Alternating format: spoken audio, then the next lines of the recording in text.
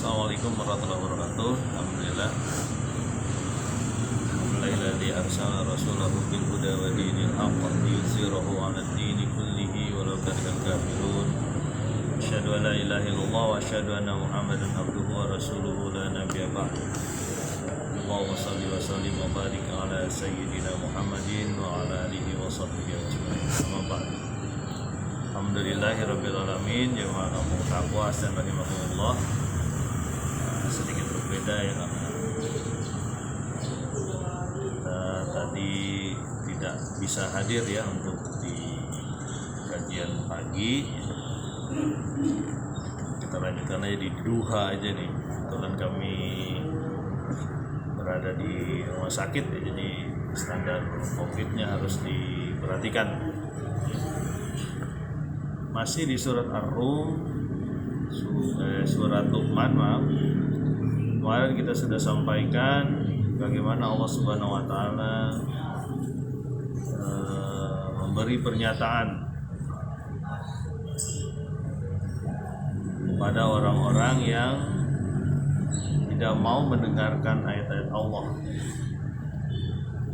Bahkan ada sumbatan di telinganya, seolah-olah ada sumbatan di telinganya. Mereka lah orang-orang yang diberi kabar gembira, tapi kabar gembiranya berupa adab yang pedih, adab yang menghinakan, adab yang pedih dan adab yang menghinakan. Mari kita lanjutkan di ayat yang ke-8 surat Luqman. Bismillahirrahmanirrahim. Innal ladzina amanu wa 'amilus shalihati lahum jannatun na'im. Sesungguhnya orang-orang yang beriman dan beramal soleh, bagi mereka ada jannah, ada surga yang penuh kenikmatan. Khalidina fiha wa'adallahi haqqan wa huwal azizul hakim. Mereka kekal di dalamnya. Itulah janji Allah yang benar dan Dia Maha Perkasa serta Maha Bijaksana, Hakim. Jadi setelah sebelumnya disebutkan ada orang-orang yang mendapatkan azab yang muhin, azab yang alim, bukan alim ya, tapi alim, azab yang menghinakan, azab yang pedih. Ya, selanjutnya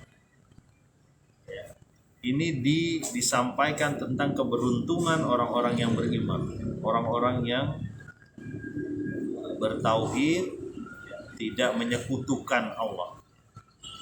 Sesungguhnya orang-orang yang beriman dan beramal soleh, maka mereka mendapat jannah, dapat jannah yang penuh kenikmatan. Mereka kekal di dalamnya di ayat 9-nya.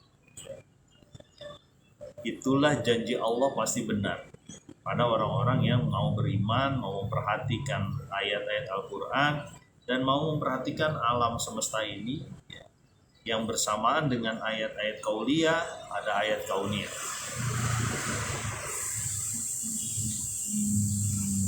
Begitulah janji Allah itu hak, janji Allah itu benar, janji Allah pasti tertunaikan. Allah akan menolong kaum mukminin, itu pasti tertunaikan. Sekarang tinggal kita ya, bagaimana memaknai Al-Quran yang ada di hadapan kita. Nah, concern kedua kita adalah tentang bagaimana Allah menciptakan langit dan bumi ya, dan segala isinya ya, yang dianjurkan oleh Allah supaya kita memperhatikan juga sehingga selaras.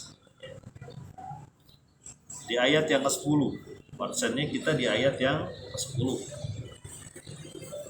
Khalaqas samawati bighairi amadin tarawnaha wa alqa fil ardi rawasiya an tamida bikum wa batha fiha min kulli dabba wa anzalna minas samai ma'a fa ambatna fiha min kulli zawjin karim.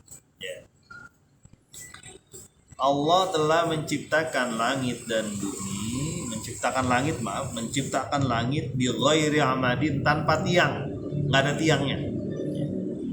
Taraunaha, yang kau melihat dia dan meletakkan di bumi gunung-gunung, ya, yang engkau tidak goyang, tidak goncang. Bumi tidak goncang dengan adanya peletakan gunung tersebut bagimu, dan disebarkan atau diperkembangbiakan di bumi tersebut macam-macam hewan, ya, dabah. Wa anzalna minas sama'i ma'a, lalu kamilah yang menurunkan air dari langit berupa hujan. Ambatna fiha min kulli zaujin karim, lalu kami tumbuhkan darinya pasang-pasangan tanaman-tanaman yang karim, yang mulia atau yang menyenangkan. Nah, ini kembali kepada menghidupkan fitrah manusia supaya memperhatikan kondisi alam. Yang pertama adalah Allah lah yang menciptakan langit tanpa tiang. Ada tiangnya langit. Sekuat-kuatnya manusia membuat bangunan tinggi, dia membutuhkan cor-coran, ya, membutuhkan besi, ya. Harus ada tiangnya. Mana gedung tertinggi di dunia, ya, mungkin di benua mana lah kira-kira ada gedung tertinggi, dia selalu ada tiang. Tapi langit yang kita lihat setiap hari ini, di sini agak mendung-mendung sedikit nih, di Bogor, daerah dermaga nih, agak mendung-mendung, ada sedikit cahaya matahari, ya, menyeruak di antara awan. Dan itu nggak ada tiangnya. Coba kita bisa bayangkan, ya, sebenarnya ini adalah isyarat-isyarat yang Allah berikan kepada kita untuk segera bahwa kita ini nggak ada apa-apanya di hadapan Allah. Maka bertauhidlah kita, hanya menyembah Allah saja.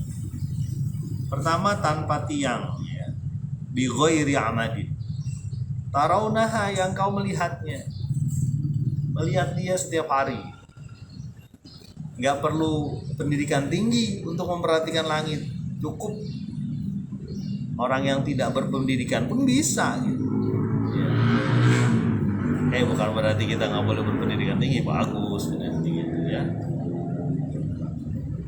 Wa alqafil ardi rawasiya, dan kami letakkan di bumi itu rawasiya, gunung-gunung, ya, antamida bikum, supaya tidak menggoyahkan kamu. Bumi itu ternyata diletakkan gunung supaya nggak menggoyahkan kita, maksudnya tidak menggoncang kita, menggoncang bumi, sehingga kita bisa nyaman hidup di sini. Jadi gunung itu kalau di sini ini mungkin ini syarat sains, ya. Isyarat sains bahwa apa sih, kenapa harus ada gunung di bumi ini dan ada hubungannya dengan gerakan bumi. Apakah itu berhubungan dengan perputaran bumi yang demikian kencang, ya, sehingga kemungkinan bagiannya bisa lepas ataupun bagiannya bisa tidak ajak, tidak tetap gitu. Itu bisa saja, ya. Tapi itu isyarat saja. Masalah benar atau tidak kita nggak tahu, Allah yang tahu. Tapi Allah membuat pernyataan bahwa gunung diletakkan di bumi, ya, supaya tidak menggoncangkan. Kita tahu bahwa gunung berfungsi panjang, banyak sekali fungsinya. Ada fungsi hidrologi lah, ada fungsi air, ada fungsi menahan awan, ya. Ketika awan lewat datang ke gunung ini tertahan, turun hujan di situ, ada hidrologi di situ. Kemudian ada hewan, ada tanaman juga di situ. Sebagian gunung di daerah tropis cenderung banyak hewan dan tanaman. Termasuk gunung-gunung lain, mungkin saja gunung es, ya. Antamida bikum, ya, tidak menggoncangkan kita. Wa batsa fiha min kulli dabah, lalu disebarkan apa? Hewan-hewan, ya.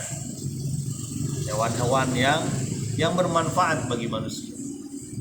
Iya, ya, kalau kita pikir-pikir, ya, hewan-hewan itu mudah, ya, kita pelihara, kemudian kita pergunakan kulitnya, kita pergunakan dagingnya, bahkan dipergunakan sebagai kendaraan, ya. hewan, dan itu menjadi salah satu kebutuhan pokok. Di Indonesia ada yang namanya sembako, 9 bahan pokok. Salah satu diantaranya adalah daging, entah daging ayam atau daging sapi. Termasuk susu. Susu dihasilkan oleh hewan. Ya. Terpisah tuh antara antara kotoran. Saya nyebutnya polos banget. Antara kotoran dengan darah. Susu itu terpisah antara kotoran dengan darah, dan kita manfaatkan. Kembali lagi ya. Jadi tadi langit yang tanpa tiang, kemudian ada gunung-gunung di sana, ya, dan gunung-gunung ini tidak membuat bumi tidak bergoncang.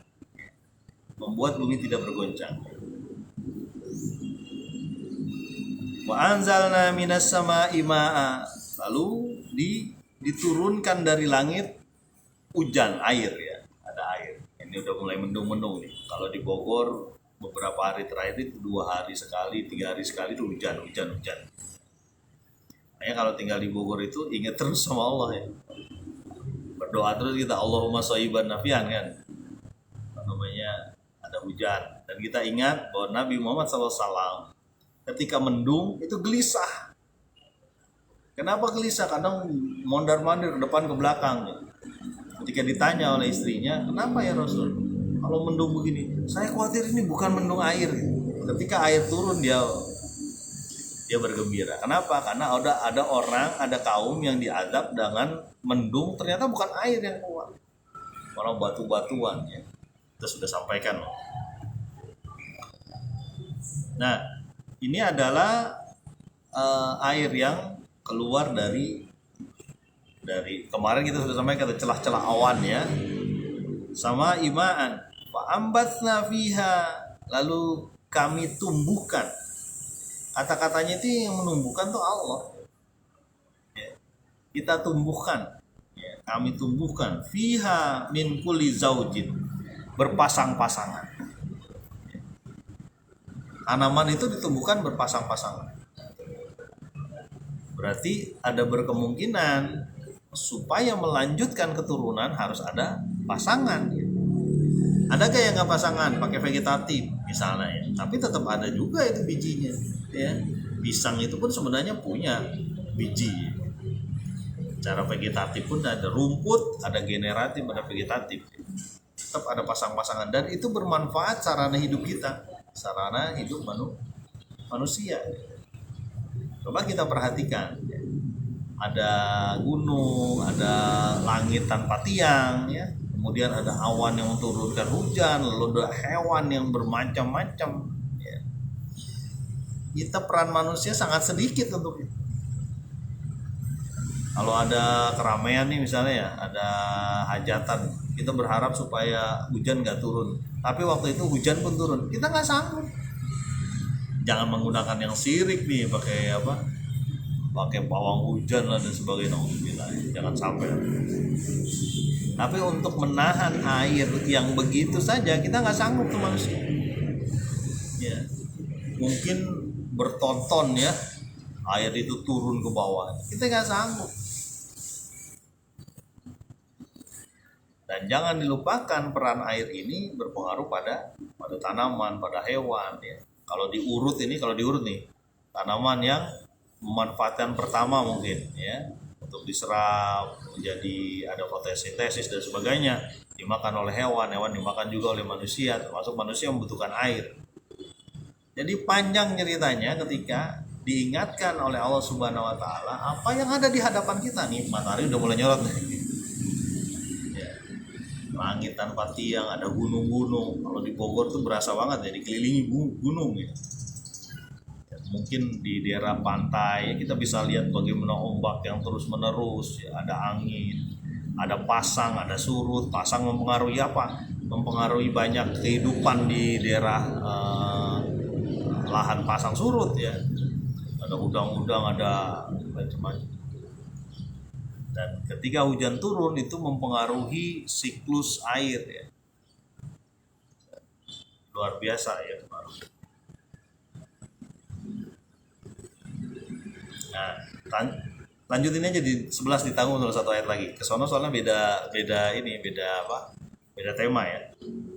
Hada khalqullah Faruni madza khalaqal ladzina min duni balidz zalimuna fi dhalalim mubin. Hadza khalqullah. Inilah ciptaan Allah. Allah sebut begitu. Faruni madza khalaqal ladzina min duni. Maka ya, coba perlihatkan padaku, kata Allah. Madza khalaqal ladzina min duni, apa yang sudah diciptakan ya, selain apa yang sudah diciptakan dari zat selain aku, maksudnya begitu. Diminta oleh Allah, ini adalah ciptaanku, langit tanpa tiang, gunung, ada hujan, ada tanaman, ada hewan yang bergerak. Mana perlihatkan apa yang sudah diciptakan oleh sembahan palsu kamu. Ini ditantang. Makanya ketika Nabi Ibrahim itu menyatakan bahwa matahari terbit dari timur, ya Allah menciptakan, Tuhanku menciptakan matahari terbit dari timur, maka coba kamu terbitin, kalau kamu mengaku Tuhan ya, ke Namrus ya, coba kamu terbitin dari barat. Fabuhital ladzi kafar, mereka diam, orang kafir itu nggak bisa. Sama kasusnya kayak Fir'aun kan gitu ya. Yang menganggap ana rabbukumul a'la, aku nih yang Robmu paling besar ya. Ini tantangan dari Allah Subhanahu wa Ta'ala, termasuk mengingatkan rasa fitrah kita manusia. Diingatkan nih, apa yang diingatkan? Ini loh, banyak alam ini bisa ente lihat, bisa ente pegang, bisa ente rasakan. Ente nggak punya lagi kekuasaan di situ. Kenapa aku mau ini mungkin ya, kalau bahasa saya ini, kenapa aku harus disekutukan dengan yang lain? Aku yang menciptakan semuanya. Ada yang menyekutukan dengan batu, ada yang menyekutukan dengan patung, ada yang menyekutukan dengan nafsu kita, ada yang menyekutukan dengan kekuasaan, ada yang menyekutukan banyak hal, harta ya, Korun misalnya kan, dengan harta ya. Kekuasaan hartanya sudah merusak fitrah, makanya layak Korun itu dibenamkan. Bahkan pengikutnya menyatakan bahwa pembenaman Korun itu seperti orang kafir, orang yang ingkar. Mungkin Korun itu tidak menyatakan dirinya ingkar kafir, tidak, tapi hartanya membuat dia ingkar. Min ilmin indi gitu ya. Ini adalah dari aku yang mengusahakan itu. Makanya madza khalaqal ladzina min duni, mana ciptaan yang dari orang atau zat selain aku, tahu. Ini diingatkan lagi. Balidz zalimuna fi dhalalim mubin, dan sesungguhnya orang-orang zalim ya, bahkan sesungguhnya orang-orang zalim adalah berada pada kesesatan yang nyata. Nah, ini berakhir nih satu paragraf atau satu tema di dalam surat-surat Luqman. Nanti selanjutnya membahas masalah kehidupan jiwa manusia dengan Luqman. Ya, mudah-mudahan bermanfaat. Subhanakallahumma wa bihamdika asyhadu an la ilaha illa anta astaghfiruka wa atubu ilaik. Assalamualaikum warahmatullahi wabarakatuh.